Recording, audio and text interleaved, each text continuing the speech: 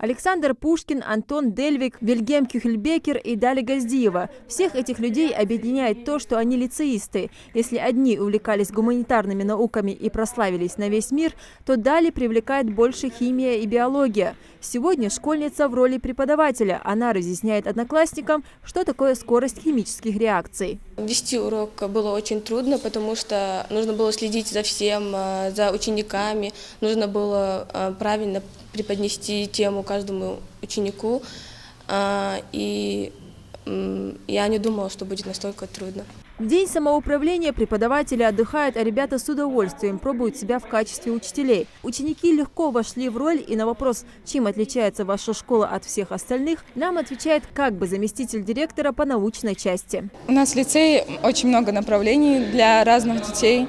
Кто хочет себя развивать в спортивной секции, в спортивной деятельности. У нас есть спортивные секции, такие как баскетбол, волейбол.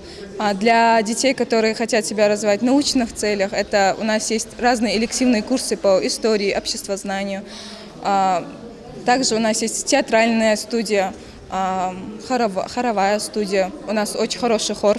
Главная миссия лицея – воспитать национальную элиту. Выпускники школы, как правило, покидают эти стены начитанными, грамотными, с богатым духовным багажом, физически здоровыми и творчески мыслящими. Именно поэтому знания многие стараются приобрести здесь. Из этой школы грех не выйти отличником, медалистом. Но я пока сейчас хорошист.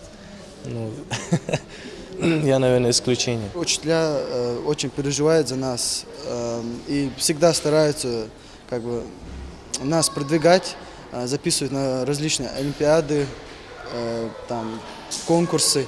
Образовательная программа строится на 3 ступенях – начального, основного, среднего образования. На каждом этапе свой профессионализм показывают учителя, которые, кстати, прошли строгий конкурсный отбор. Среди них обладатели президентского гранта «Лучший учитель России», победители конкурса «Учитель года», почетные работники образования страны. Именно благодаря работе и отношению педагогов вчерашние школьники возвращаются в лицей, но уже в качестве их коллег. Когда передо мной стал выбор места работы, на самом-то деле, я долго не задумывалась. Звание лицеиста всегда было, в общем-то, почетным. И в годы моей учебы оно было, на самом деле, повторюсь, почетным. Мы всегда с гордостью говорили, что мы учимся в лицее. И я считаю, что это звание остается таким же и до сих пор.